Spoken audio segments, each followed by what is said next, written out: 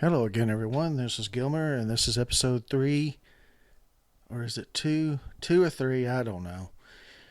After a little mess up yesterday, I feel a little off my game, I guess, because that was just a really bad mess up on my part, I think, yesterday. And not that I'm going to repeat what I said yesterday, but I did use a term yesterday that is named after a Chinese city, and it shouldn't have been used, but it was used. But I apologized immediately because I realized I shouldn't have used it.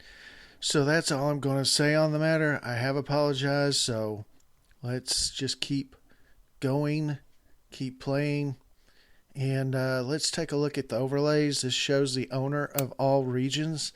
So as you can see, this is Prussia, the blue. That's East Prussia, so we do own that. This is part of Prussia. This is part of Prussia. Let's see. Even though this says we own it, that actually has Austrian flags. Maybe it's just this kind of lighter shade of green, maybe. But why? Shows the owner of all regions. So this is Austria. Okay. I know what this is. This is actually going to be the flag is actually different. This is Austria, and this is going to be, not really sure exactly who owns this. Oh, Saxony. Okay. So this is Austria, this is Saxony, and then this lighter green is Prussia, and you can tell by the flags as well. So we own, we kind of went down this little strip. I don't know if we should be concerned that they kind of have an avenue there, but when we're coming down here to Breslau, we are going to go across to Grunberg and then down. So I don't know that they'll be able to kind of slip by us in any way, shape, or form. But once we get to here, then we can start kind of spreading out, and we could have a core come to Namslau, come over here. I think I will put a fairly strong core over here. The army in the middle, because the army, to get the bonuses of the army commander, because every corps commander gets a little bit of a bonus from the army commander, and to get that bonus you have to be in his sphere of influence.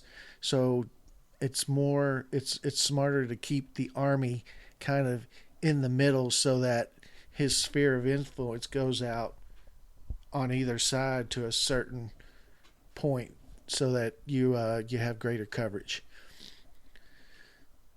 Let's see. Supply. We have plenty of supply up here in Frankfurt. I'm not sure what that thing is. Regional assets produce money, war supplies, conscripts, and victory points left. Okay. But then we have supply. This kind of shows you supply on the left, ammunition on the right.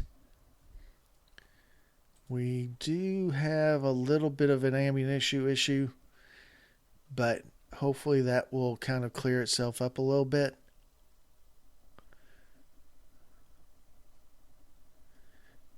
Let's see, what else do we have? Strategic locations. So this basically shows us where we're supposed to be going. Not really Schweidnitz. Schweidnitz is strategic, but it's not an objective. The flashing ones are objectives. So if you ever really want to know what you're supposed to be trying to go for, this kind of shows it. And as you can see, it's kind of like we could have, spread it. If we spread it equally, we'll have somebody come through here, somebody come through basically here, and then somebody on this side coming down. And I'm not really sure which way I should go. I think Königgrätz only has a size 1 fort, and Schweidnitz has only a size 1 fort. I don't really know that I really care about Schweidnitz, but it's kind of on the way to Königgrätz, so I'll probably end up taking it as well. It is early March, so the winter should be mostly over. We might get one more turn of snow at some point, but once we get into April, we shouldn't. Let's see. Shows regions allegiances. So if you can see, this is our allegiance is dark blue. And as you can see, we even have a lot of Saxony is loyal to the Prussians. And then the tan or beige or whatever you want to call it, that's loyal to the Austrians. And if you go all the way over here, you can see loyalty. Austrians 100%. Then you go over here, and the scrolling of the map, it's always been kind of an issue with these games, but the closer you're in, it scrolls a lot better. So as you can see, though, it's pretty well delineated. There, up here is Prussian, down here is Austrian, then you have some stuff over here, and probably some stuff over here, right? This is Prussian loyalty as well.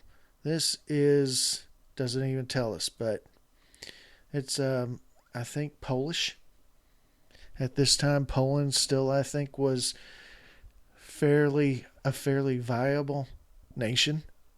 In the 1770s, I believe, is when Austria, Prussia, and Russia decided to partition it. I'm thinking it was either 1777 or 1779. I could be wrong on those dates. Okay, so what do we have next? Shows political states. So I don't know what political states really do, but I don't use this overlay very often. So I don't even know the name of any of these states or where it would say what the states are. So that's not really anything I do. This shows grand regions. Same thing. I don't think that this really matters that much to us. Shows terrains in different colors. So the light green is clear. The dark green with the little dots, that's forest, some kind of forest. The brown is mountain. As you can see, these are all mountains. And that's something to worry about because, like I said, it is early March and winter is basically over. But in the long campaign, you start off in 1764, and I think you start off in October of 1756, and you start off in October of 1756, and this line of mountains actually freeze, and they're impassable. So if you can't find yourself caught on the other side accidentally, if you find yourself in this area, and you can't get back to your cities and you don't really have any cities down here yet, you're in a lot of trouble. So that's something to think about in the longer scenarios such as the 7 Years' War. And the same if you're playing Austria. If you're playing Austria and you get your troops on this side and these mountains freeze up to where they're impassable, you're in trouble. And I've actually seen that happen. I did catch an Austrian army one time on the wrong side of the mountains and did some damage to them. I think I might have been caught once or twice on this side with Prussian armies with nowhere to go. But I think it thawed up enough for me to escape in those instances. So that was definitely fortunate for me that they became passable. So this little icon says the harbor of this region is being blockaded by enemy ships or forts. I don't know what's doing that because I don't have any forts in this area. and I don't have any ships, so I'm not really sure why it's being blockaded, unless it's that somehow this is exerting control over this port. But anyway, shows current weather. Okay, so if you take a look at this, this light green is fair. The dark green is woods and it's fair. The brown is rain, and rain basically means mud. So I guess that's why it's beige under this one.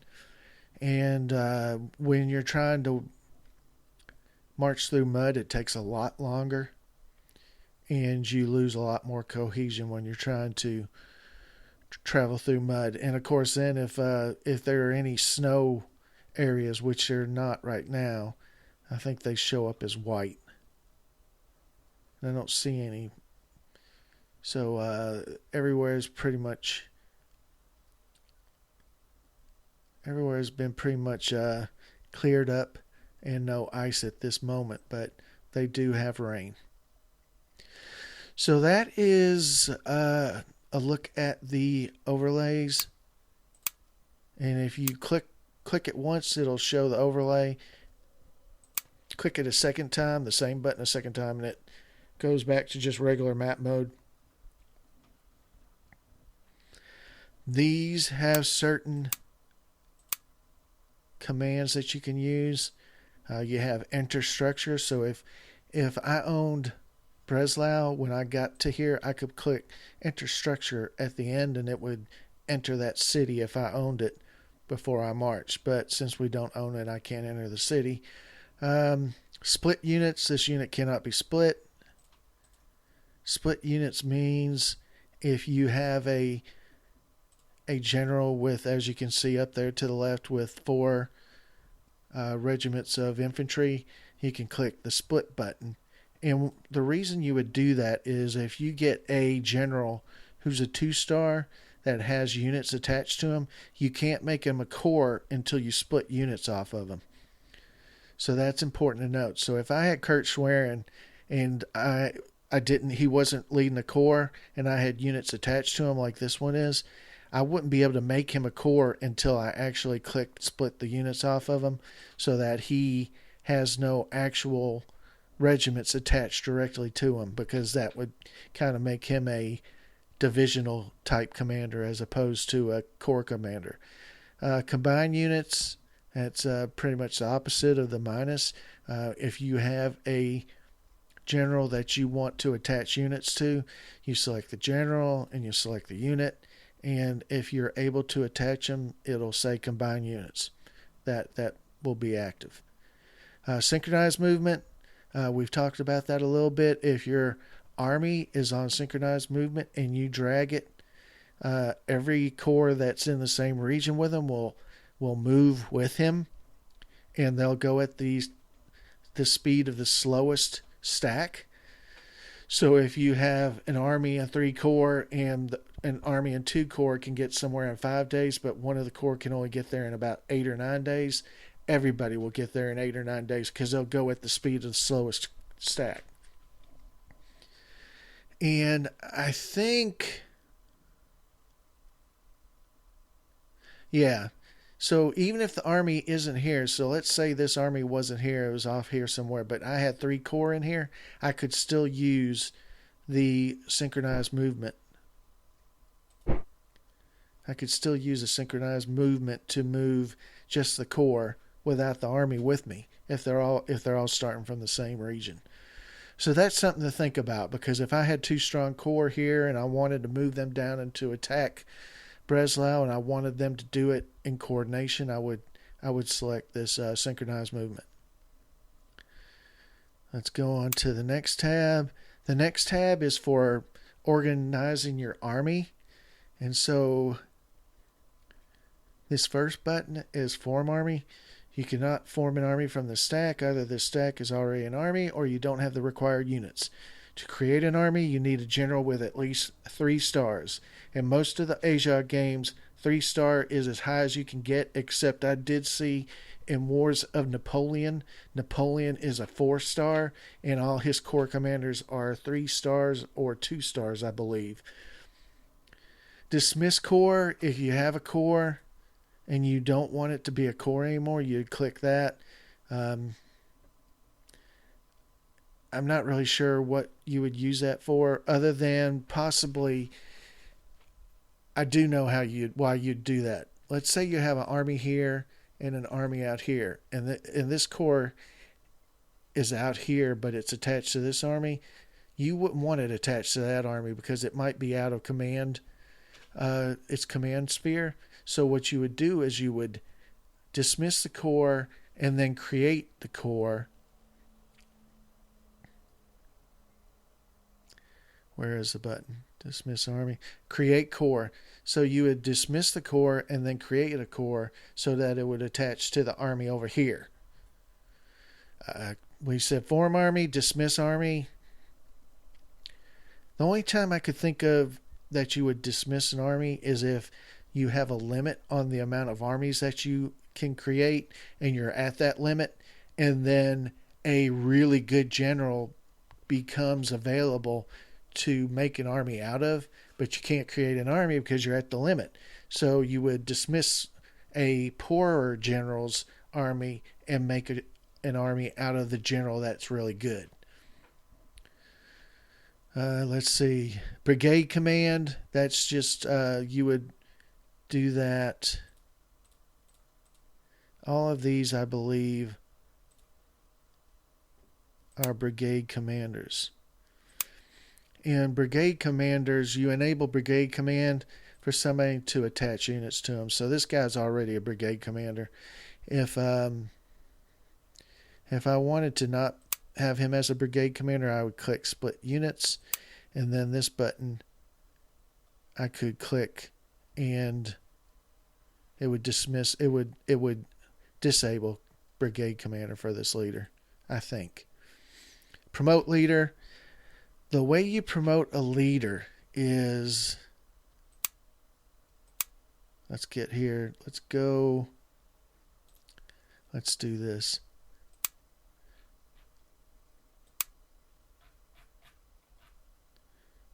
The way you promote a leader.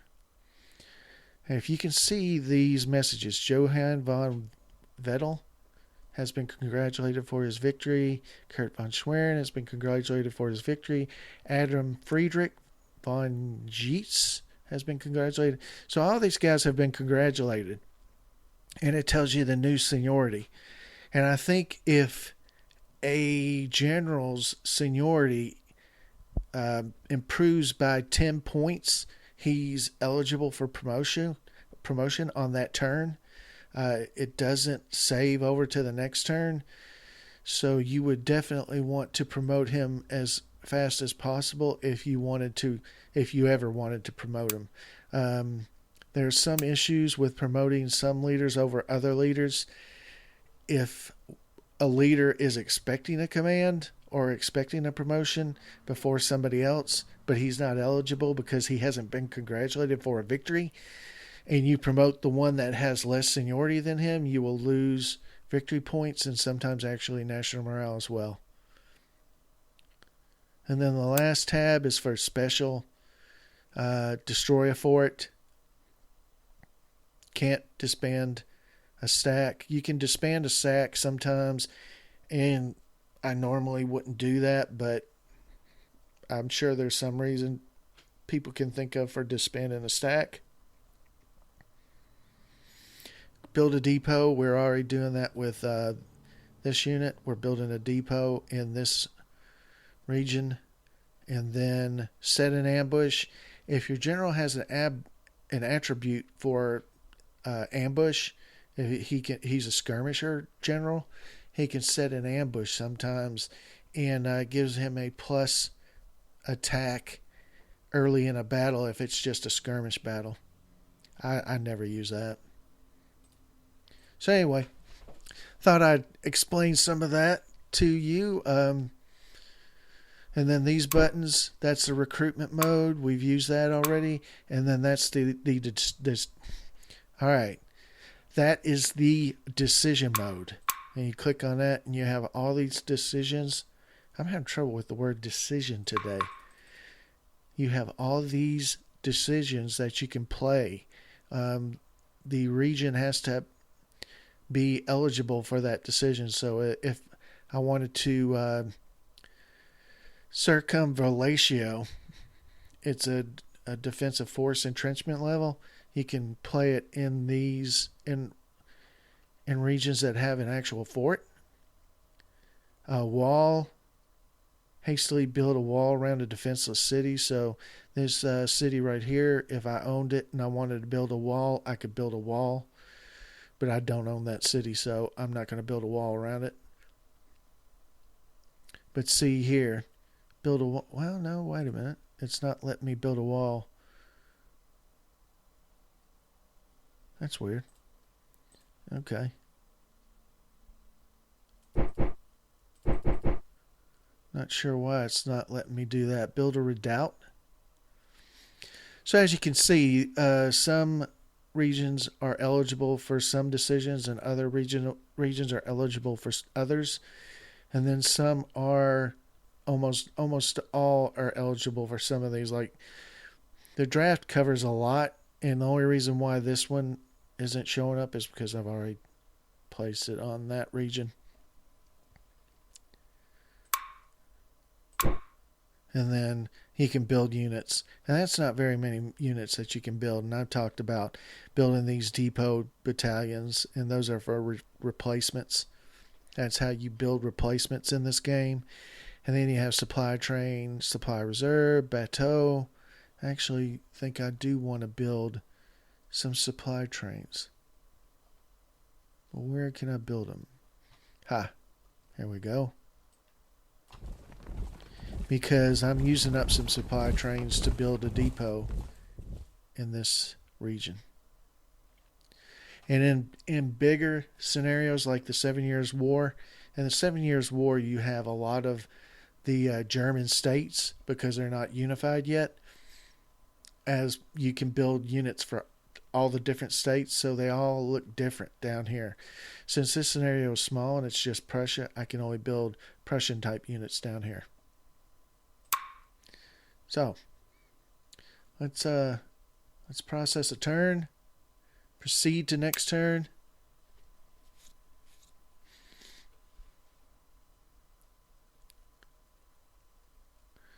And so all my troops except the one building the depot has moved to Breslau. What is that? Oh, they're drafting. So this unit, this icon, it says Breslau Fortress is besieged, but the structure is intact. Assaulting is not allowed unless a non-fortified city. And so I have done this before.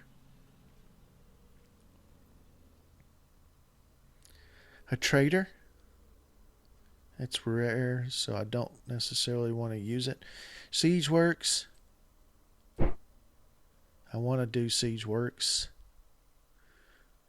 I'm not going to do mine. I'm not going to do any of these others. Alright, let's take a look at our messages. You train 3 Prussian light replacements and 2 Prussian cavalry replacements. I remember doing that last turn. The Silesian Army has arrived in Breslau. 3rd Army Corps and the 1st Army Corps has got to Breslau. We have finished building a depot in Glogau. So let's look at that. So as you can see, it is pulling some already. We got some supply and some ammo that it's pulling.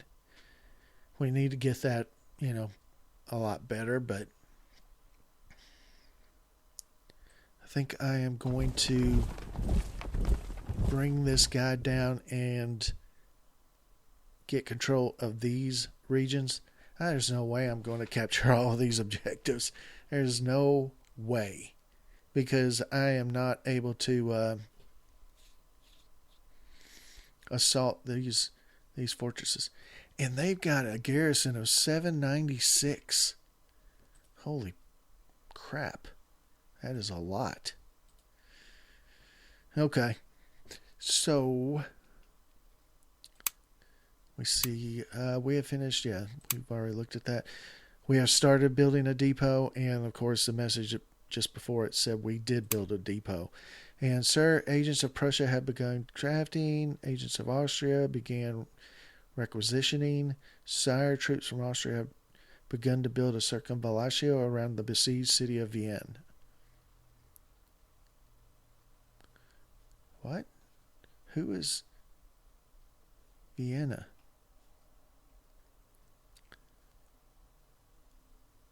Am I besieging Vienna?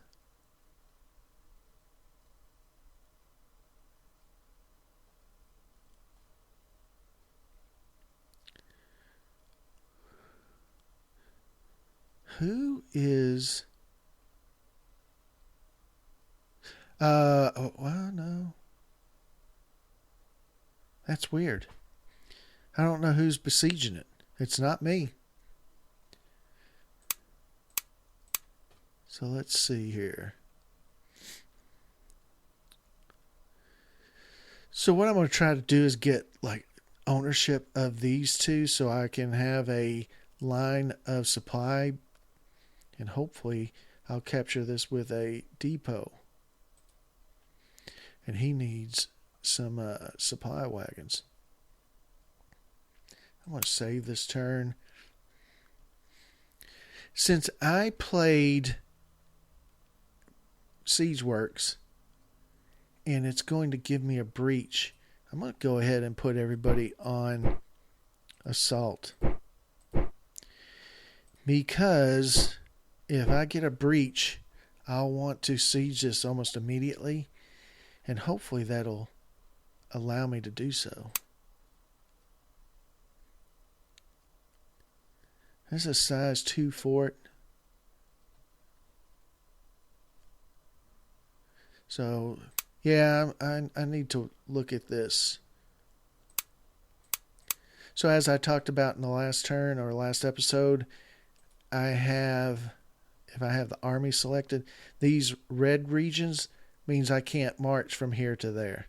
That's because this fortress is exerting a zone of control so that my units can't march to these regions. And that's one of the good things about owning a fortress. You can kind of control the area and force invading armies to go to your fortress so that they have to neutralize it before they can march further or farther. And so that's why that helps out a little bit.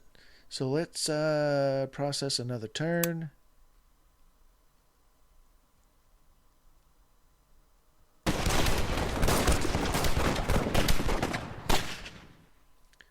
So this is the battle animation.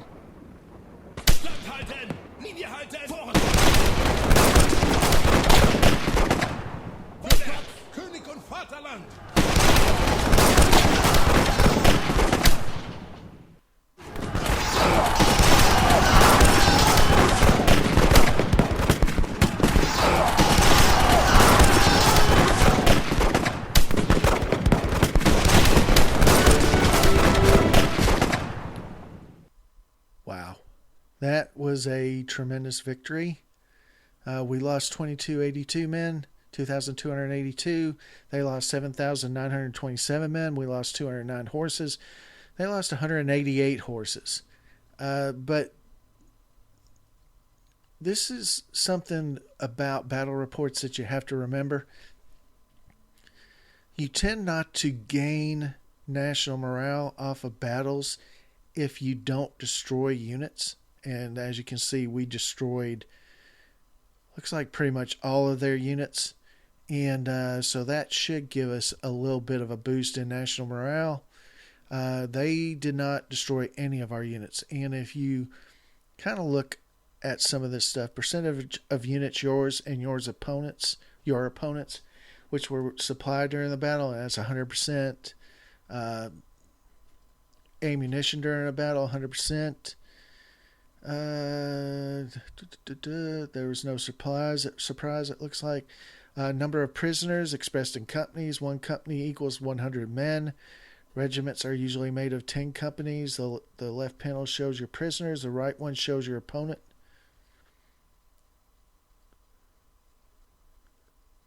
So they didn't take any prisoners, but we took, it looks like 3,820. Captured equipment. Number of elements, yours and your opponents, which were routed during the battle. So they had 46 elements routed. We had one element routed. This is Maximilian Brown. That guy shows up again in the 7 Years' War. And he looks the same, but this guy looks a lot older in the 7 Years' War. And these are all the attributes of all our generals added up and compared to theirs. I've never really... Total number of hits suffered. Your side 141, the opponent 414. So, what's that? That's about an 8... Let's see, 50. We lost about right at 3 for every 8 they lost. So that's not too bad. Let's go ahead and we can look at the actual rounds if we want. This is display round 1. Round summary. Round 2. Wait a minute. First round. Why does that say first round? Why does that say? As you can see, there's a little bit of a bug here that says all of these are the first round, but I don't think they are. You got the first round, the second round, the third round. See, and it says display round 4. 5th round, 6th round. What is that? Portrait of commanding officer, if any, or main element. And it's just a picture of land. But let's see here. William Dietrich.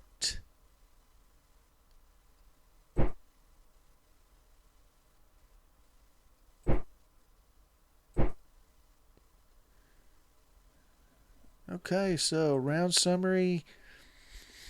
So if you go to first round, in the first round we hit them 100 enemy units and elements. Okay, so we hit 119 units and 1,112 elements. And if you go through this, you can see the attributes affecting that unit for that round. So this one, if you look at it, it says your unit had a high hit probability during this round. Our men showed signs of cowardice during close fighting. Of course, ours did too. Through bad luck, our unit missed the enemy several times in a row. So you can kind of look at all these and kind of see what happened during the whole battle. And as you can tell, we've taken Breslau. So if we look at the messages, we made a breach in Breslau. Then we attacked Breslau. We captured 3,500 rifles, 3,800 prisoners. I think we talked about that. I think it was 3782 was what they had, or something along those lines. We gained 12 national morale from that. And if you cursor over morale and you get the tooltip, morale past turn initial amount 117. Changes from objectives under control, we captured Breslau, that's 5. Changes from battles, 12. And then return to neutral value, that's just them normalizing national morale so that the numbers don't get too out of whack. They got a kind of an average number that they try to push the number to. So in games of sudden morale death, game over, you don't get to that point as easily as you would if they didn't have this return to neutral value type situation. But even so, our ending national morale after that turn is 133. And it says Glogau is not controlled by us. And they would be correct. Is this unit ready? And so I'm moving this unit. It's a medium garrison that I built. It's going to take 7 days. And I'm going to click enter structure, because at the end of its movement, it's going to enter that city fortress. This is ours, so we'll do this. Their size 4 depot is still intact, so let's take a look at supply. There's not very much supply there, but we did capture a supply train. So let's put that in with them. And we have earned 5 engagement points. So you spend engagement points by clicking one of this. It says, looks like it says 12 engagement points. That red is hard to see. 12 engagement points. 12 engagement points plus the money cost, the conscript cost, the war supply cost. There's actually a morale cost to this, and a victory cost. Oh, no. Okay. Raise more money. Okay. So the bottom 2 lines in that tooltip says your current assets: 126,000 thalers, 122 conscript companies, 248 war supplies, and that's these 3 numbers. And then on the bottom line it says 133 morale, 236 victory points, 12 engagement points, and those 3 numbers. The cost is the middle line. It says cost. It does say cost 2 morale, 25 victory points, and 5 engagement. Oh, that's for raising more money, though, and 5 engagement points. So let's go back here. This cost will be 20 money, 2 conscript, 10 war supply, and 5 engagement points. So, you know what? I'm just going to do all of them, because you can never have too many replacements, if you ask me. So let's keep going through the messages. Sir, troops from Prussia have made an extra breach in Breslau. Kurt von Schwerin has been congratulated for his action against the enemy. He is now promotable to a new rank. So, and then we have Wilhelm Dietrich von Buddenbrock is promotable. Ernst Ludwig von Goetze is promotable. So we have 3 generals that are promotable to a new rank. First, I'm going to put these on not assault. So, Kurt von Schwerin, because he is the leader of the stack, I can click promote this leader. If he was one of these generals, I would have to split him out to click promote leader and select him specifically. But because he's the leader of the stack, you can promote the leader of the stack. And if it's one of these, you have to make his own personal stack and promote him. But I'm going to promote Kurt von Schwerin. And that will show up in the messages next turn. He will be a 3-star. And right now his stats are, command ratings are 634.